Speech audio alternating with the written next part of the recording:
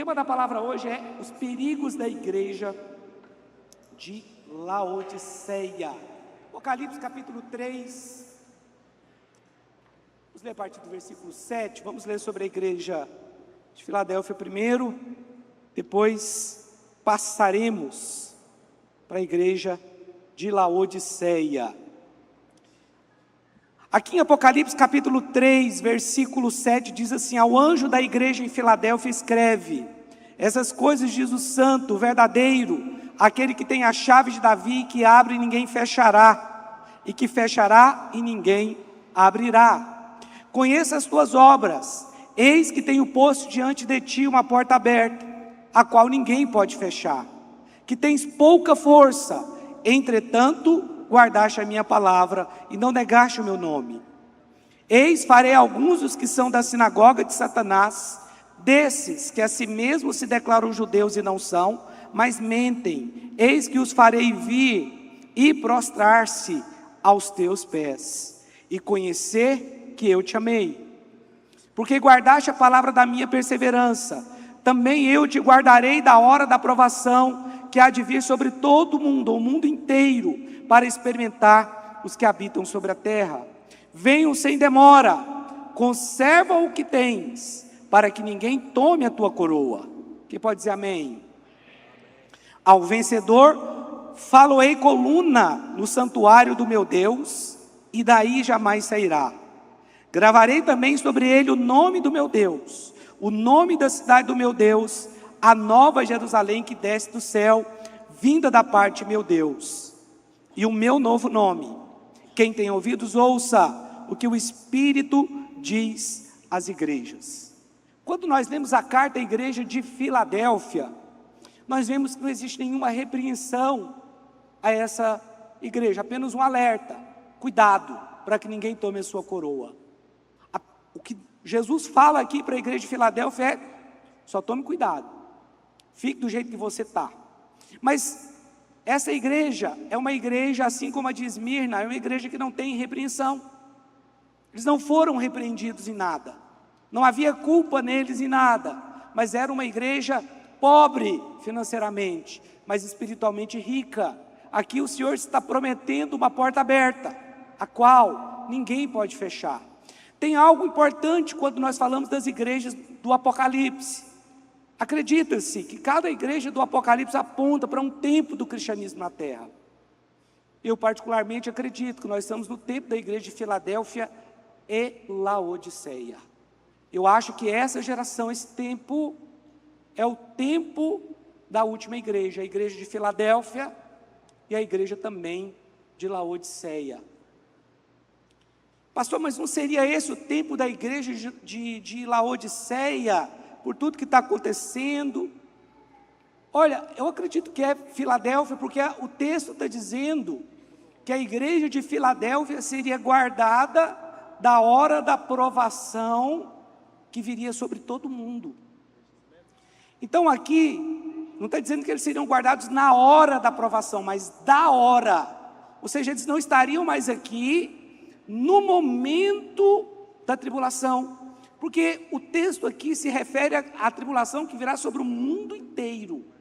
Aqui nós não estamos falando de tribulação pontual, de uma tribulação que acontece, por exemplo, aos cristãos perseguidos em países fechados para o Evangelho. Aqui está falando que essa tribulação é uma tribulação que vai acontecer no mundo inteiro. E a promessa foi que a igreja de Filadélfia, a igreja verdadeira, seria guardada da hora da provação. Mas não existe mais a igreja na Filadélfia, nessa cidade, lá na Turquia. Todas essas cidades daqui, das 7 igrejas do Apocalipse, são igrejas da Ásia Menor, onde é a Turquia hoje. Não existe a igreja mais lá, ela foi destruída, acabou. Então, provavelmente o que está sendo falado para a igreja de Filadélfia e também para as outras igrejas, realmente tem a ver com o tempo da igreja do Senhor na terra, sobre as eras da igreja na terra. E partindo disso, eu quero falar dos perigos da igreja de Laodiceia. Porque quando nós olhamos para a igreja de Filadélfia, nós vemos uma igreja fiel, mas não é assim na igreja de Laodiceia. Dentro da igreja, existe a igreja de Filadélfia e a de Laodiceia. A denominação A é Filadélfia, a B é Laodiceia. Não. Dentro das denominações, elas operam juntas. A igreja de Filadélfia e a igreja de Laodiceia. São respostas que nós damos. Porque dentro da igreja, dentro das denominações, existe uma igreja verdadeira. Porque nem todos que frequentam a igreja são de fato igreja. Nem todos que se dizem igreja são igreja. Como a Bíblia também diz, que nem todo que se diz judeu é judeu.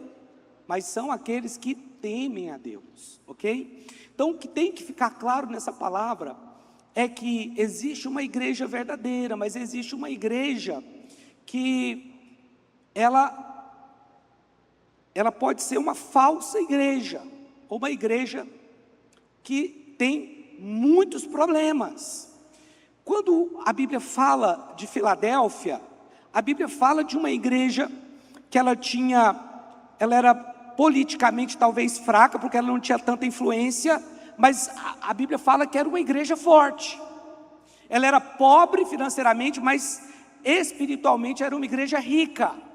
Tinha muita fé, era uma igreja inabalável. Quando essa palavra aqui, ela não é uma palavra para você jogar para o irmão que está do seu lado, nem para você pensar, o fulano tinha que estar aqui para ouvir essa palavra. Não, essa palavra é para você. Essa palavra não é a geral igreja, não, essa palavra é pessoal. Os perigos da igreja de Laodiceia, ela está apontando para nós, individualmente. Então essa palavra, eu não quero que você pegue ela e joga para outro. Eu quero que você pegue ela e avalia. Eu peço que você avalie o que vai ser ministrado nessa manhã. Você vai avaliar não o irmão, você vai avaliar você. Ok? Amém? Estamos combinados? Versículo 14, Apocalipse 3, 14, diz assim: ao anjo da igreja em Laodiceia escreve: estas coisas, diz o Amém, a testemunha fiel e verdadeira, o princípio da criação de Deus. Aqui Jesus se revela para a igreja de Laodiceia como o Amém. Essa palavra significa concordância, assim seja. Mas ele também se identifica como o princípio da criação. Não que Jesus teve um princípio de ser criado, mas em Cristo todas as coisas foram criadas. Amém? Jesus nunca teve um início de dias, porque ele é atemporal, ele sempre existiu. Mas aqui ele se manifesta como o princípio da criação, porque a Bíblia diz que sem ele nada do que foi feito se fez. Todas as coisas criadas foram feitas por meio de Cristo. Então, ele é a própria criação. Conheça as tuas obras, que nem és frio nem quente. Quem dera fosses frio ou quente. Assim, porque és morno e nem és quente nem frio, estou a ponto de vomitar-te da minha boca. Pois dizes: estou rico e abastado e não preciso de coisa alguma, e nem sabe que tu és infeliz, sim, miserável, pobre, cego e nu. Aconselho-te que de mim compres ouro refinado pelo fogo, para te enriqueceres, vestiduras brancas para te vestires, a fim de que não seja manifesta a vergonha da tua nudez, e o colírio para ungires os olhos, a fim de que vejas. Eu repreendo e disciplino a quantos amo. Sê, pois, zeloso e arrepende-te. Eis que estou à porta e bato. Se alguém ouvir a voz e abrir a porta, entrarei em sua casa e cearei com ele e ele comigo. Ao vencedor, dar-lhe-ei sentar-se comigo no meu trono, assim como também eu venci e me sentei com meu Pai no seu trono. O primeiro perigo da igreja de Laodiceia é o perigo de não mais depender de Deus. Isso é grave, porque aquela era uma igreja que talvez tinha sido fundada 30 anos antes, era uma igreja ainda jovem. Paulo cita a igreja de Laodiceia, acho que Epáfras foi enviado para essa igreja, para cuidar dessa igreja, mas já na época de João, que João, no ano ali de 95, 30 anos depois, provavelmente da fundação dessa igreja, ela já enfrentava muitos problemas. Só que a cidade de Laodiceia era uma cidade, era um grande centro comercial do mundo da época. Eles vendiam um ouro muito puro. Então as pessoas faziam muitos negócios, porque a cidade de Laodiceia era uma cidade muito grande, muito opulenta, muito bonita e muito rica. Era a Wall Street daquela época. Eram ricos demais. E aí, aqui diz, Jesus dá o primeiro conselho para a igreja de Laodiceia: aconselho que de mim compres ouro. Esse aqui é o primeiro conselho, são 3 conselhos. O primeiro é: aconselho que de mim compres ouro. Esse conselho é para nós também. Por que esse conselho é para nós? Porque nós podemos cair no erro de achar que estamos prosperando e que não precisamos de mais nada. Isso é um terrível engano. Olha, o dinheiro, a Bíblia fala que ele é um senhor também, mas ele não é um senhor muito confiável. Cuidado, porque essa igreja achou que não precisava de nada. Por quê? Porque eles estavam ricos. Vamos voltar para o texto lá. Olha aqui. Versículo 18. Aconselho que de mim compres ouro refinado pelo fogo para te enriqueceres, vestiduras brancas para te vestires. Não, deixa eu voltar. Deixa eu ver aqui onde é que está esse texto. Versículo 17. Pois dizes, estou rico e abastado, e não preciso de coisa alguma. Olha, isso é perigoso. É perigoso porque, às vezes, você prospera e você pode começar a depender da sua prosperidade. Não, você não precisa mais ter fé. Você não precisa mais ter fé pela enfermidade, contra a enfermidade, porque você tem acesso aos melhores médicos. Você talvez começou a perder a presença de Deus porque você começou a confiar no Deus errado, no dinheiro. Mas o Deus dinheiro, o Mamon, que a Bíblia fala que é um senhor também, ele pode deixar você na mão. Por quê? Porque quantas pessoas milionárias ou bilionárias ficaram pobres? Empobreceram. No Brasil, nós teve um homem que era bilionário. Um investimento errado que ele fez, perdeu tudo, foi preso. E ainda foi preso. Tem um agora que está preso aí, casa não sei quantos milhões, está preso. Na Rússia, quantos bilionários perderam toda a sua fortuna por causa da perseguição do governo? Ou talvez uma crise que vem, nós precisamos depender do Senhor em tudo. Por isso que o conselho aqui é que você compre de mim ouro.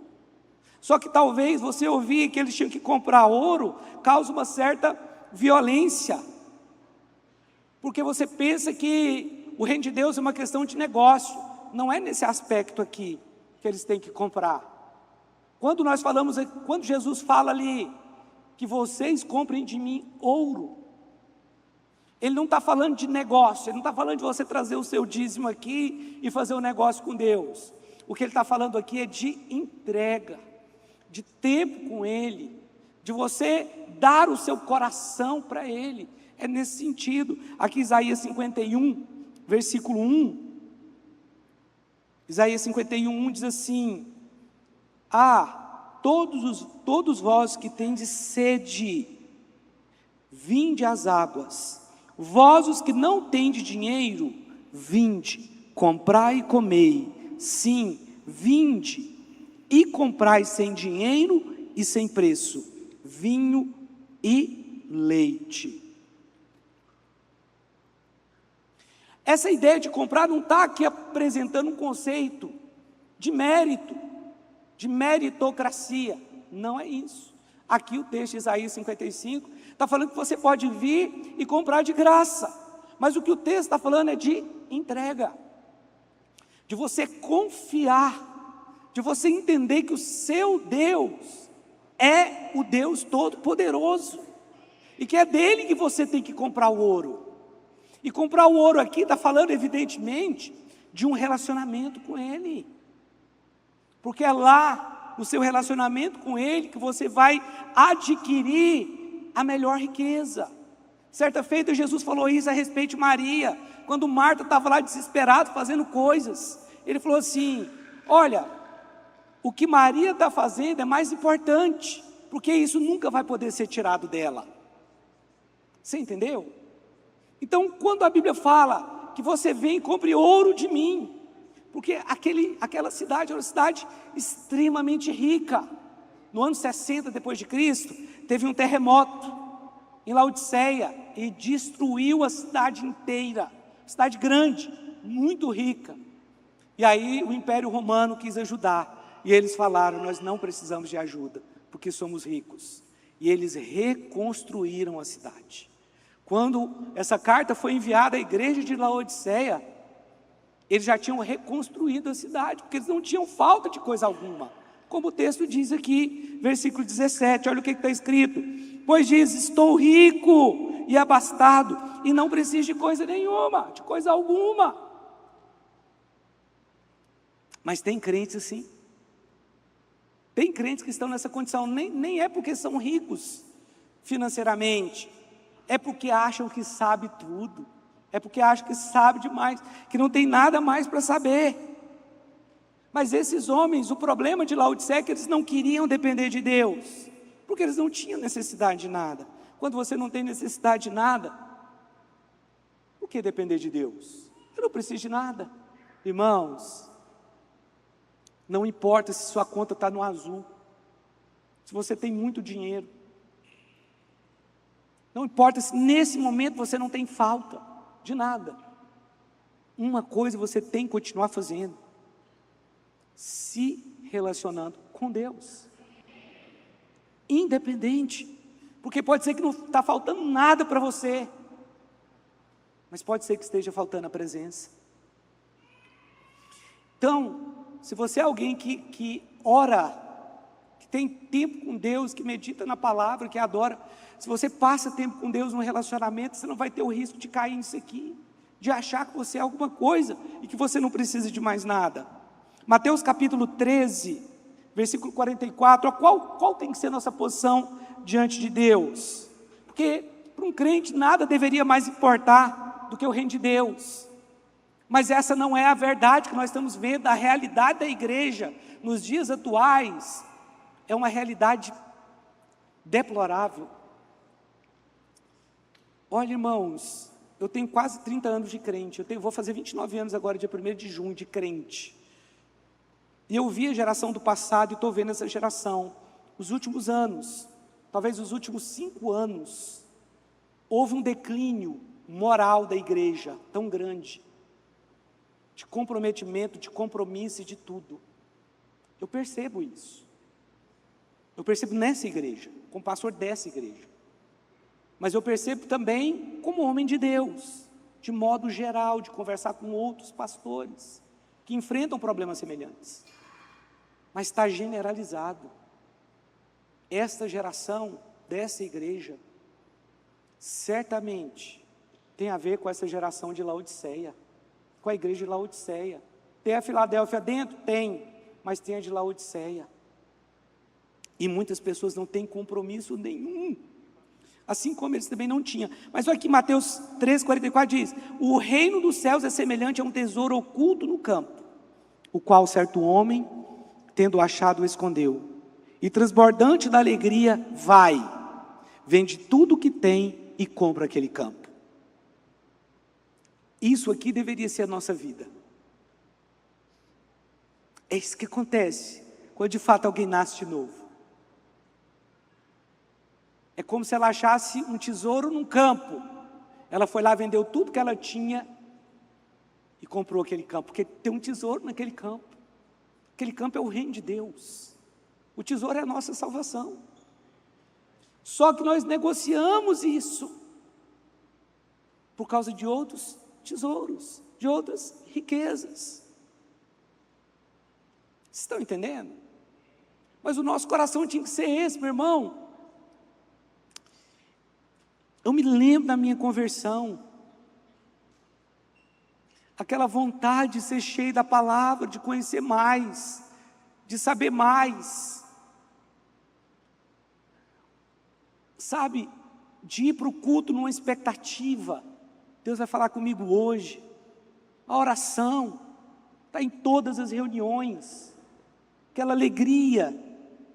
Não tinha nada ali, não tinha título, não tinha expectativa financeira nenhuma, eu não tinha, simplesmente eu só queria Deus. Eu só queria me encher da palavra, e eu fui realmente me enchendo. E eu aprendi que eu tinha que depender de Deus, de ter um relacionamento com Deus, e como aquilo foi importante para toda a minha vida cristã. 29 anos servindo a Jesus, sustentando o testemunho de Cristo, pela graça de Deus, sem escândalo, porque eu fui ensinado, dependa de Deus. Ore, entre para o seu quarto. Às vezes o homem não vai resolver o seu problema, às vezes o pastor não vai, você e Deus. Ora, você tem acesso. Então eu quero falar a mesma coisa para você. Ora, você tem acesso à presença. Mas por que que hoje nós negociamos isso? Irmãos, tudo que importava para mim era o reino de Deus. Quando o meu emprego foi ameaçado, que tinha que ser mandado para uma outra cidade, eu falei, eu não vou. Eu ganhava um salário bom na empresa que eu trabalhava, mas eles queriam me mandar para outra cidade. Eu falei, eu não vou, não posso ir, eu estudo, eu estava fazendo seminário, eu estou estudando, eu tenho aqui a minha igreja. Sabe aquela coisa, eu vendi tudo que eu tinha e comprei aquele campo.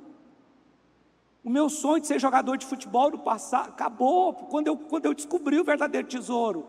Saiu do meu coração aquela coisa de ser um profissional. Eu queria Deus, porque eu comprei um campo que tinha um tesouro. Você entendeu? Chegava lá no culto, aquela adoração, aquele louvor. Irmãos, que maravilha. Mas sabe, com o passar do tempo, eu sei que as pessoas podem perder isso. Eu tenho avaliado o meu coração, eu tenho falado para Deus, eu quero ter a mesma sede que eu tinha quando eu entrei. Pastor, não é igual? Não é. Claro, ainda continuo meditando muito na Bíblia, eu amo meditar na palavra de Deus, eu amo ler a Bíblia, eu amo adorar. Mas aquela fome, aquela sede, eu tenho falado, Senhor, se tem alguma coisa errada em mim, me muda. Meu irmão, meu coração eu tenho pedido para Deus mudar meu coração, para Deus quebrantar meu coração. Eu acho que você deveria fazer a mesma oração também. Tenho falado para Deus, Senhor, quebranta meu coração. Se tem alguma coisa errada aqui, se eu estou apaixonado pelo título de pastor ou pela posição, tire isso de mim. Eu não quero ter isso. Se eu estou lutando por um reino que é meu, essa igreja não é minha. Eu sou o pastor dessa igreja aqui, mas eu não sou o noivo dela, não. Mas às vezes a gente tem que avaliar, porque pode ter coisas erradas, eu posso estar como Laodiceia. Eu acho que eu tenho tudo. Vamos continuar aqui.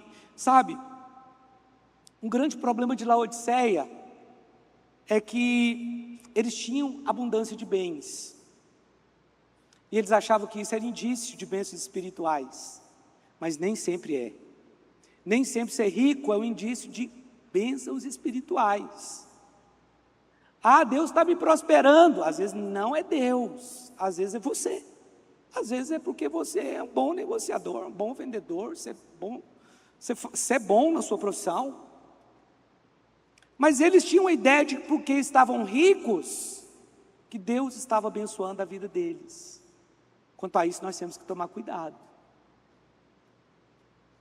Porque tem pessoas passando por crise financeira, mas Deus está nisso. Deus está trabalhando, Deus está mudando a história daquela pessoa. Aquela pessoa está sendo submetida a um processo e Deus quer prosperar ela, Deus quer prosperar todo mundo, isso é fato. Mas nem sempre a riqueza significa bênçãos espirituais ou riquezas espirituais. Então tome cuidado para não confundir as coisas. Um irmão tão abençoado que começou, não é aqui da nossa igreja, mas ele começou assim, numa empresa. Ele era pessoa contratada para cuidar do lugar onde ele trabalhava, para dar manutenção, para fazer limpeza, mas de repente, Deus começou a abençoar ele dentro daquela empresa ali, ele foi prosperando, abriu a empresa dele, prosperando. Recentemente ele falou está numa igreja, crente, esse irmão, né, irmão, e ele está numa igreja, e aí ele falou assim, para uma outra irmã, olha, eu estou na igreja tal, olha, deixa eu te falar a verdade, aquela igreja é boa demais. Nossa, que igreja boa para fazer negócio. Que tem pessoas ricas na igreja dele. Eu falei, misericórdia. Sabe que ele esqueceu de onde que ele começou, de como que foi, como que Deus fez na vida dele. Eu acompanhei o processo desse irmão. Agora, na altura do campeonato que ele tem a empresa dele, ele chegar e falar que ele foi para aquela igreja porque lá é bom para fazer negócio. Ô, meu irmão, isso me entristeceu demais. Eu falei, eu não vou falar nada, eu não sou pastor dele. Vou deixar para lá. Se fosse você, eu falaria. Você é minha ovelha. Mas ele não é. Eu me entristeci.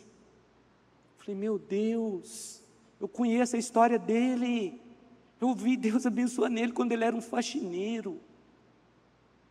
Deus abençoou, levantou. O cara ficou grande. Ficou maior do que o patrão dele, para você ter uma ideia. Empresa dele, o patrão quebrou, era ímpio, mas ele abriu uma empresa depois, antes do patrão quebrar, né? Antes do patrão quebrar, ele saiu, abriu a empresa dele e prosperou. E agora ele fala isso. Oh, meu Deus! Então nem sempre riquezas materiais é sinônimo de bênção espiritual.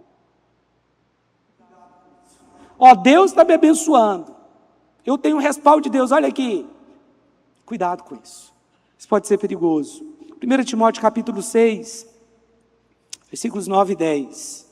Diz, ora, os que querem ficar ricos, caem em tentações e ciladas, e em muitas concupiscências insensatas e perniciosas, as quais afogam os homens na ruína e perdição. Porque o amor do dinheiro é a raiz de todos os males. E alguns, nessa cobiça, se desviaram da fé, e a si mesmos se atormentaram com muitas dores. Você vê que quando a pessoa, o objetivo dela é ser rica, ficar rico, isso pode ser um grande mal, porque a palavra diz que o amor ao dinheiro é a raiz de todos os males. Porque quando a pessoa quer ser rica, a única coisa que importa para ela é ser rico. Todas as outras coisas vêm em segundo lugar, família, igreja, ministério, Deus, tudo está em segundo plano, porque ele precisa servir ao Senhor dele. Ser rico não é de Deus, então? Não, eu acho que você está entendendo o que eu estou falando. Tem ricos muito abençoados por Deus mesmo, pobres abençoados por Deus também, mas o que eu estou falando aqui é para você tomar cuidado com a ganância. Olha, deixa eu te dar uma dica aqui. Tudo que estimula a ganância na sua vida é pecado. Jogar na Mega Sena é pecado. Por que é pecado? Por causa da ganância. Isso é ganância. Você quer ter um dinheiro fácil, sem se submeter ao processo. A palavra diz que aquele que ajunta pouco a pouco terá aumento, mas aquele que adquire riquezas à pressa, essas riquezas diminuirá. Tanto é que quase todos que ganham na loteria ficam pobres. Eu tenho um tio que ganhou 2 vezes. Loteria esportiva na década de 80, não era muito dinheiro, era o equivalente hoje aí a uns 300 mil reais. E há uns 10 anos atrás ele fez a quina da Mega Sena, ganhou quase 3 milhões. Perdeu tudo. Ganância. Olha, vou te colocar aqui na empresa que paga 10% ao mês, deixa seu dinheiro lá. Cuidado, isso é perigoso, é ganância. 10% essa empresa vai te pagar todo mês. Ganância, cuidado com isso. Isso não é de Deus. Estão entendendo? Os irmãos estão comigo aqui? Amém?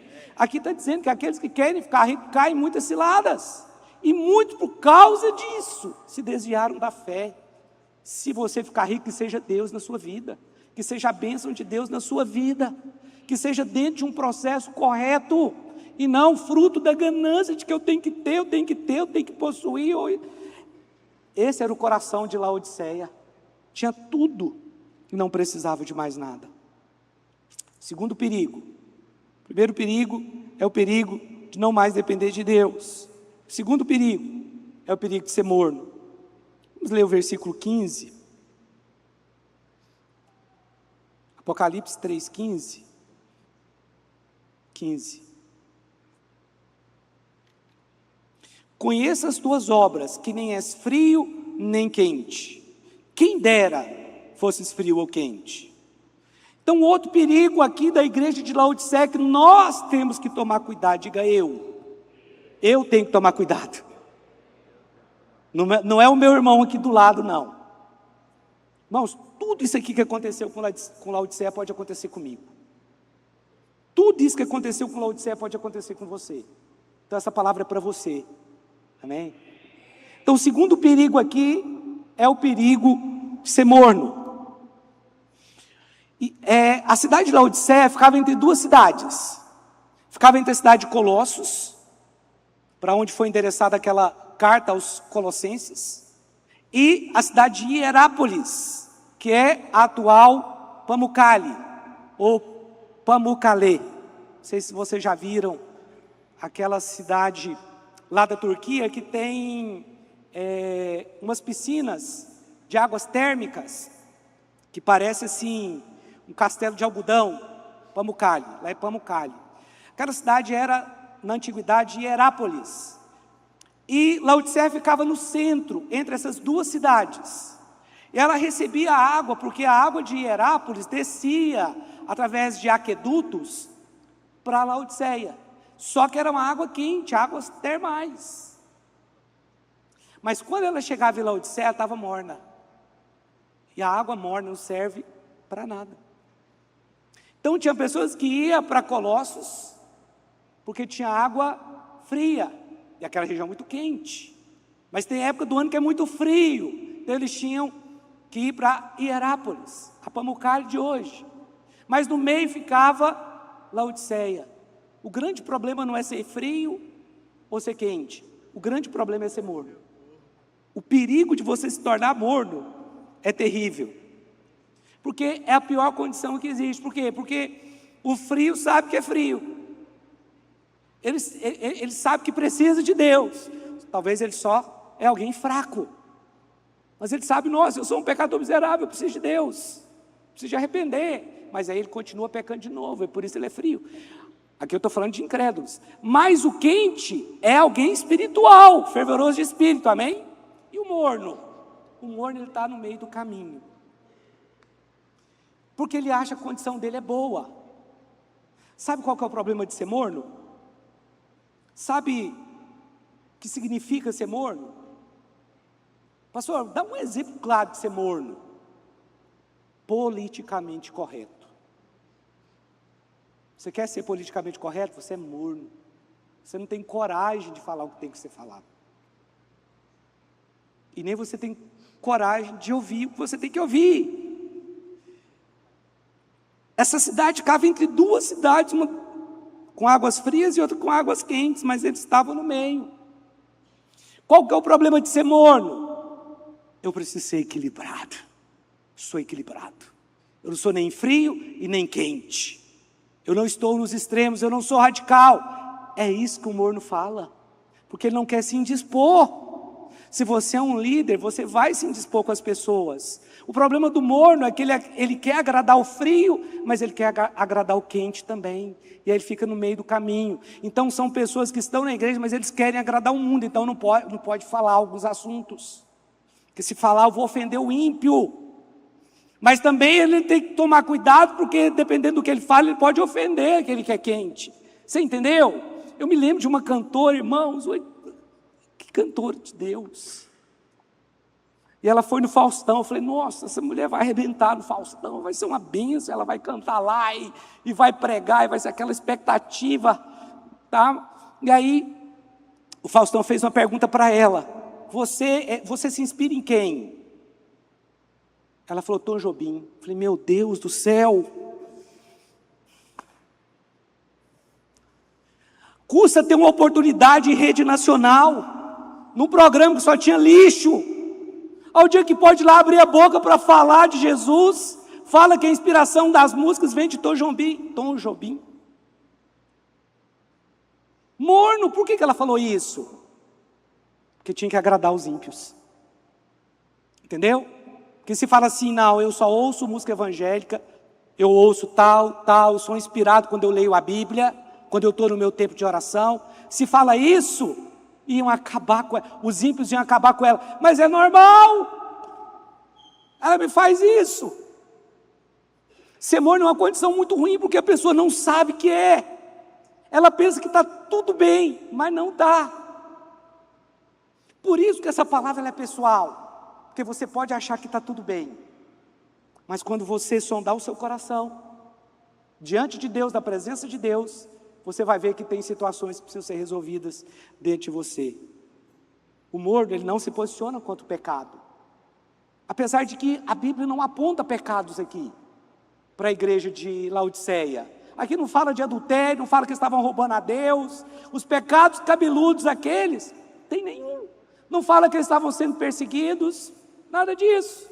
Não fala que estava tendo briga entre irmãos, não fala. A Bíblia só fala que eles eram mornos. Sabe, aquela coisa de falar, eu sou equilibrado, cuidado com isso.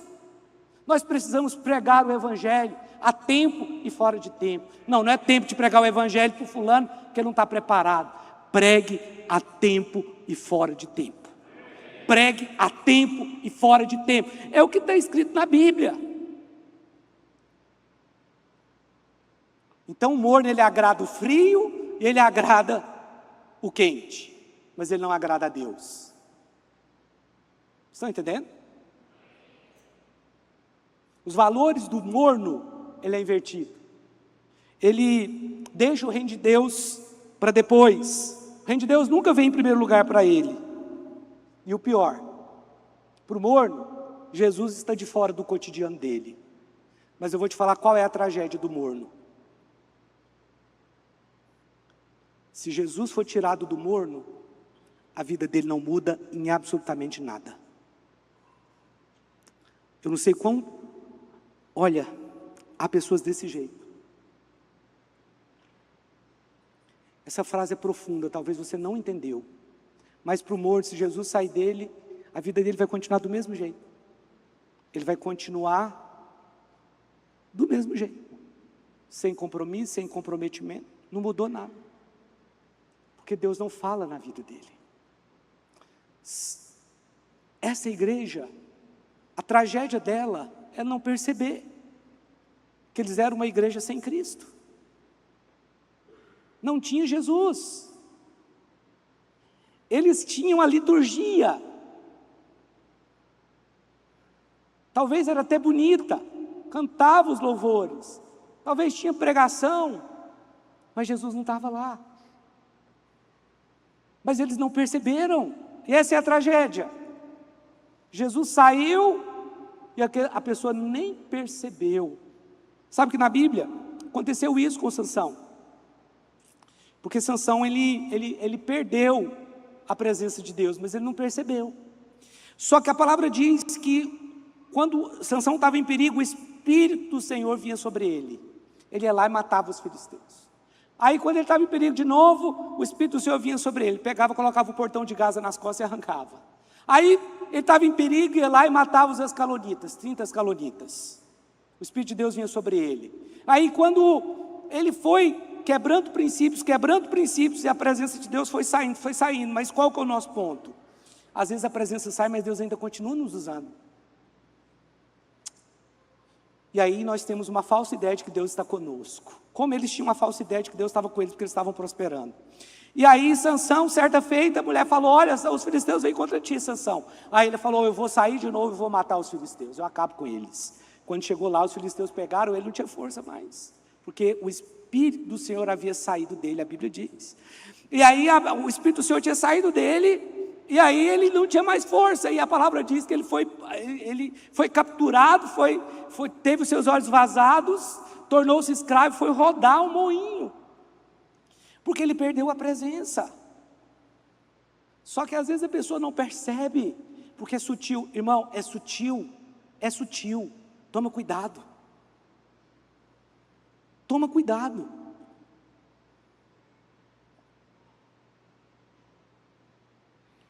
O terceiro perigo da igreja de Laodiceia é o perigo da aparência religiosa. E aqui está o segundo conselho, versículo 18.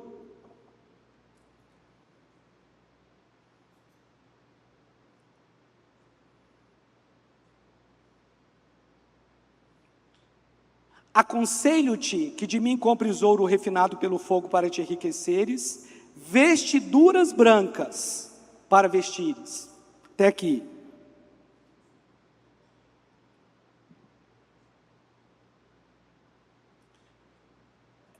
Laodiceia era uma cidade muito opulenta, muito rica. E existia lá, eles produziam uma lã que era exportada para todos os centros ricos do mundo da época. Era uma lã negra. E eles vestiam o mundo inteiro. Mas o texto está dizendo aqui que era para comprar, aconselho-te que de mim compres ouro refinado pelo fogo, para te enriqueceres, vestiduras brancas para te vestires. Então o segundo conselho está aqui, compre vestiduras brancas. Aqui, evidentemente, está falando da justiça de Cristo, porque todas as vezes que a Bíblia fala de nos vestir, está falando da justiça de Cristo, nós somos vestidos com a justiça de Cristo. Apocalipse 19, versículo, acho que é versículo 8, abre para mim, 19:8, Apocalipse 19:8. Olha o que diz aqui, pois lhe foi dado vestir-se de linho finíssimo, resplandecente e puro, porque o linho finíssimo são os atos de justiça dos santos. Preste atenção, o texto está dizendo aqui que foi nos dado vestir-se de linho finíssimo. Foi um linho que foi nos dado. Qual que é a nossa parte? Resplandecente e puro, porque o linho finíssimo são os atos de justiça dos santos. Então, aquele linho que o Senhor nos deu representa os nossos atos de justiça em Cristo. Mas nós precisamos pegar e precisamos vestir. Ok? Aqui Jesus fala, aconselho que de mim compres ouro e roupa branca, para te vestir, para que não seja vista a sua nudez. Eles exportavam lã para o mundo inteiro, mas diante de Deus estavam nus. Aquela era a Paris da época, na moda. Naquela cidade, ficava o templo de Zeus, recebia muitos visitantes, mas aquela igreja, ela foi se dobrando pouco a pouco, as coisas do mundo. Sabe, meu irmão, nós precisamos tomar muito cuidado com a religião, porque a religião, ela nos oferece uma roupa, que ela tem uma aparência de santificação, ela tem uma aparência de espiritualidade, mas não tem espiritualidade nenhuma. Eu falo isso porque, muitas vezes, a igreja verdadeira, a igreja de Filadélfia, ela está junto com a igreja de Laodiceia, mas elas aparentemente estão vestidas da mesma forma quando nós olhamos, porque elas se parecem. E eu sei que você pode pensar que o falso é muito diferente do verdadeiro, mas as diferenças do falso e do verdadeiro, elas são mínimas, porque o falso imita o verdadeiro. Então existe no meio da igreja de Filadélfia a igreja de Laodiceia, porque ela tem uma capa, ela tem uma aparência de religiosidade, ela parece que é, mas não é. Lembra que Jesus, certa feita, ele estava vindo de Jerusalém, e ele viu uma figueira, a palavra diz que aquela figueira estava cheia de folhas, e quando ele chegou lá, não havia figos, e Jesus imediatamente amaldiçoou a figueira. Mas por que Jesus fez aquilo? E a Bíblia fala, que não era tempo de figos, mas mesmo não sendo tempo, se não era tempo de figos, então não deveria ter folha. Mas se tinha folha, tinha que ter figo, porque existe o figo que é dado fora de tempo, que é chamado de breva. E aí Jesus foi para comer fruto daquela figueira, mas não havia fruto. Jesus amaldiçoou a figueira, porque Jesus amaldiçoou a religião. A religião, ela tem uma aparência, mas não tem realidade. Ela é bonita, mas não tem realidade por dentro. Você está vestido com a melhor lã, como os laodicenses, mas por dentro você está nu, cheio de pecado. Você entendeu isso? Isso era Laodiceia. Aí Jesus vem e oferece vestes brancas. Talvez a religião está te oferecendo uma roupa para vestir. Não vista isso. Seja autêntico e verdadeiro. tem as vestes espirituais por dentro, no seu coração. Quando nós somos novos convertidos, parece que tudo é mais fácil, não é? Mas quando você já tem muito tempo, passa o tempo, talvez as pessoas elas têm a tendência de acomodar. Provérbios 27, 7 diz: a alma farta pisa o favo de mel, mas a alma sedenta até o amargo é doce. Será que depois de tanto tempo nós ainda temos sede pela palavra? Nós temos sede pelo Senhor ainda? Nós temos a expectativa de Deus falar conosco quando a gente vem no culto? Nós temos expectativa de Deus falar conosco quando nós entramos para o quarto para orar? Então, meu irmão, nós precisamos ter essa sede. Nós não podemos ser como Laodiceia, mas qualquer um está sujeito a passar pelo que eles passaram. O quarto perigo, e aqui eu falo o terceiro conselho, o quarto perigo de Laodiceia é o perigo de não enxergar que perdemos a presença. O terceiro conselho foi: compre colírio para ungir os olhos, para que veja, ainda no versículo 18. Então, aqui, Jesus está falando para que eles comprassem um colírio, porque lá em Laodiceia era produzido, lá era tudo, né? Mas era produzido um unguento, um tipo de colírio, porque existia uma escola de medicina naquela cidade. Só que Jesus falou para eles: olha, aconselho que vocês comprem colírio.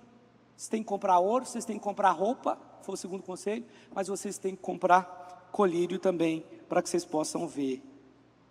Sabe, eles forneciam colírio para que as pessoas enxergassem, mas eles eram incapazes de enxergar a própria nudez.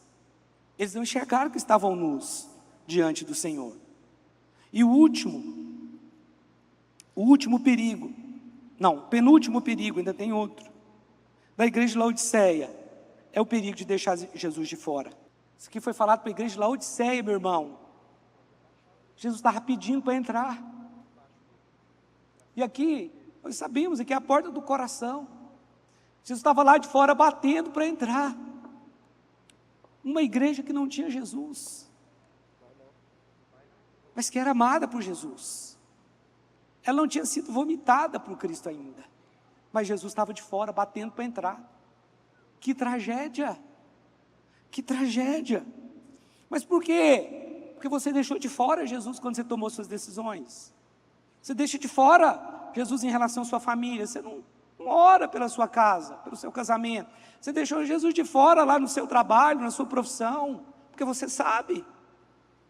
Era assim que eles estavam deixando Jesus de fora, nas decisões do dia a dia. Nós precisamos viver uma vida de dependência de Deus. Por que nós estamos tão dependentes de nós mesmos? O que aconteceu com a igreja?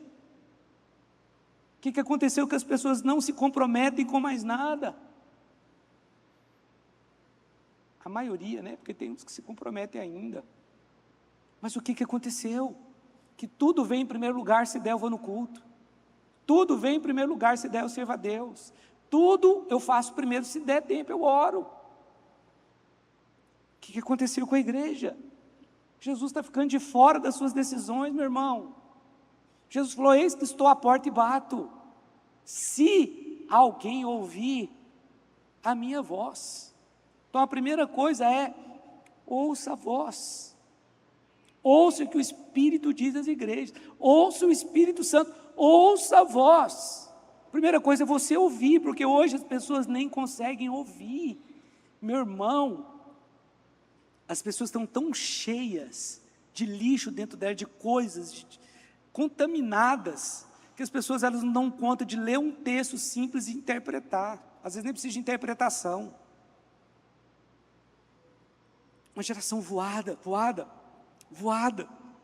que não consegue entender às vezes um texto simples, uma coisa simples. Como vai entender a palavra?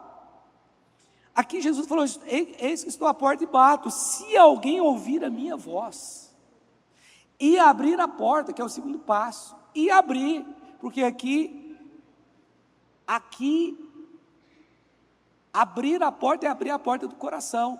Jesus estava falando o seguinte: eu não vou invadir. Eu sei que nós pregamos isso aqui para o ímpio, mas isso aqui foi escrito para Laodiceia. Foi Laodiceia. Jesus estava de fora do cotidiano deles. Vocês entenderam isso? Você tem que trazer Jesus para o seu ministério. Você tem que trazer Jesus para o seu casamento, para a sua família. Você tem que trazer Jesus para a sua profissão, para o seu negócio. Nós precisamos ser dependentes dele, meu irmão. Mas para eles, talvez, fazer negócio ilícito era normal, não sei, a Bíblia também não fala, mas não pode ser para um crente, jamais. Para um crente, jamais ele pode ficar fazendo negócio ilícito ou ter negócios que não são de Deus. E por último, aí eu quero voltar para o versículo 16, o perigo de ser vomitado por Jesus.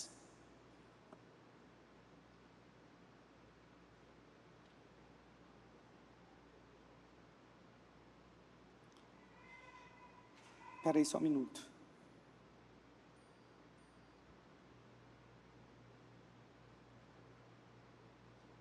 O perigo de ser vomitado de Jesus. Olha só, verso 16. Assim, porque és morno e nem és quente, e nem frio, estou a ponto de vomitar-te da minha boca. Preste atenção. Essa igreja tinha muito problema, mas ela não tinha sido vomitada ainda. Ok?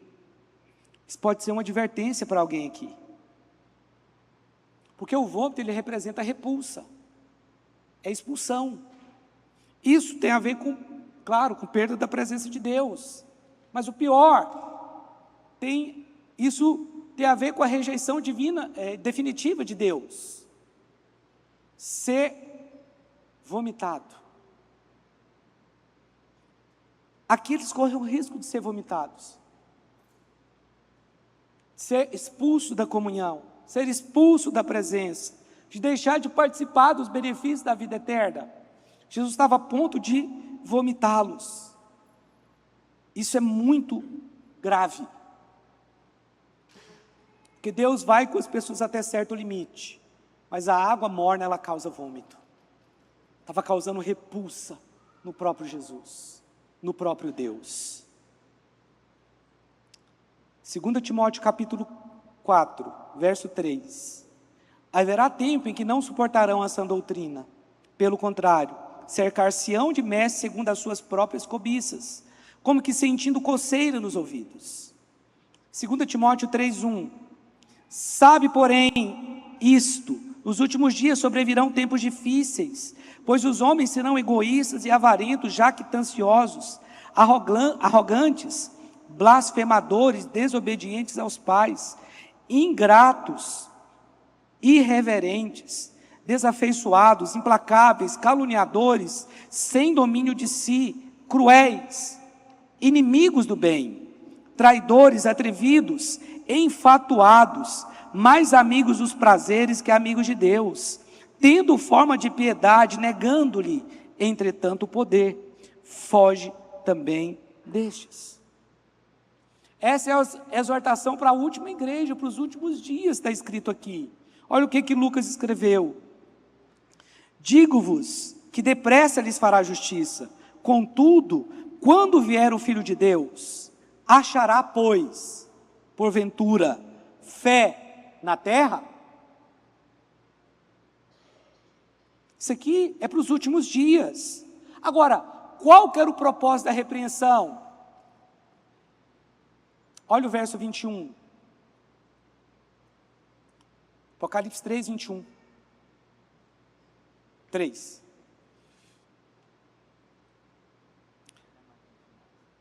Volta para o 20, por favor. Eis que estou à porta e bato. Volta para o 19. Eu repreendo e disciplino a quantos amo. Sê, pois, zeloso e arrepende-te. Não, no 19, continua. Então aqui está dizendo, eu repreendo e disciplino a quantos amo. Tudo isso que você ouviu aqui, toda a repreensão, a igreja de Laodiceia, foi feita por amor. Eu repreendo e disciplino a quantos amo. Aquela igreja estava sendo disciplinada, porque era amada por Deus. Mas o próprio Jesus disse que estava a ponto de vomitá-la. E aí o texto diz, ser, pois, zeloso. Cadê o zelo pelas coisas de Deus? Por que as pessoas elas não têm mais esse zelo, esse cuidado de ajudar, de participar, de suprir a necessidade do outro, de cuidar um do outro? Esse zelo é nesse aspecto do cuidado que nós precisamos ter uns com os outros como igreja. E o texto diz aqui, ser pois zeloso e arrepende-te. Tem que haver arrependimento. Essa avaliação tem que ser feita por cada um de nós aqui. Eu quero concluir falando o seguinte: Deus não pode encher você se você já está cheio de outras coisas. Se você já está cheio de outras coisas, é impossível Deus encher você. Não tem como. Você, para ser cheio de Deus, você tem que se esvaziar de si mesmo. É muito difícil. Não tem como você saciar a fome de alguém que já está cheio de outra coisa. Não tem como. Então, cada um nessa manhã, eu queria pedir para você ficar de pé.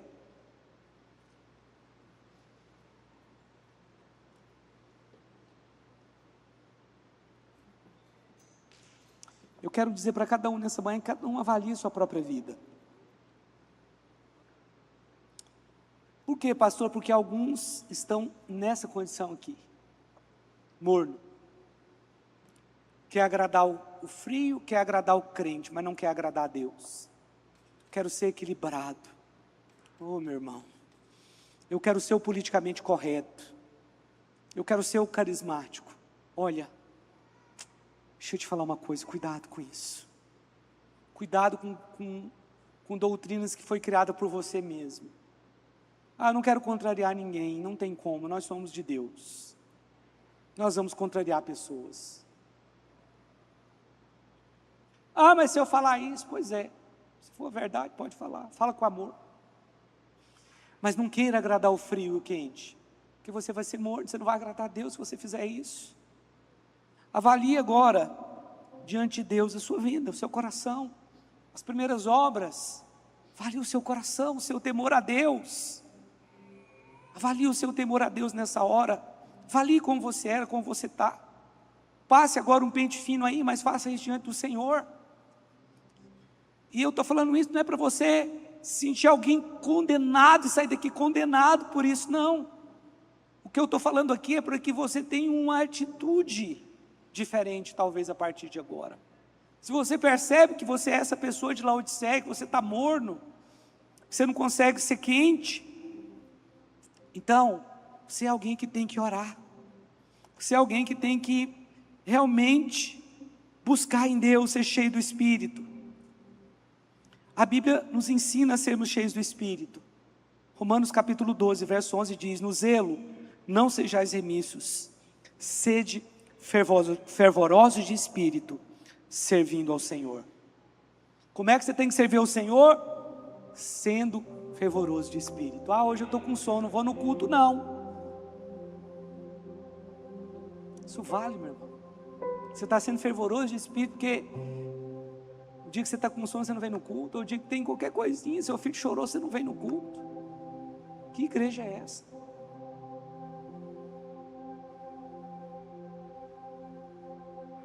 Não sirva a Deus porque... Meu irmão, avalia seu coração nessa manhã. Olha para o Senhor. É muito grave eu falar que se Jesus sair de você, você vai continuar a sua vida do mesmo jeito como você já está hoje. Por quê? Porque você não ora, você não pergunta, você não depende, então nada vai mudar. Você vai continuar sendo a mesma pessoa do mesmo jeito que você é. Isso é uma tragédia. O texto está dizendo: sedes fervorosos de espírito. Sedes fervorosos de espírito.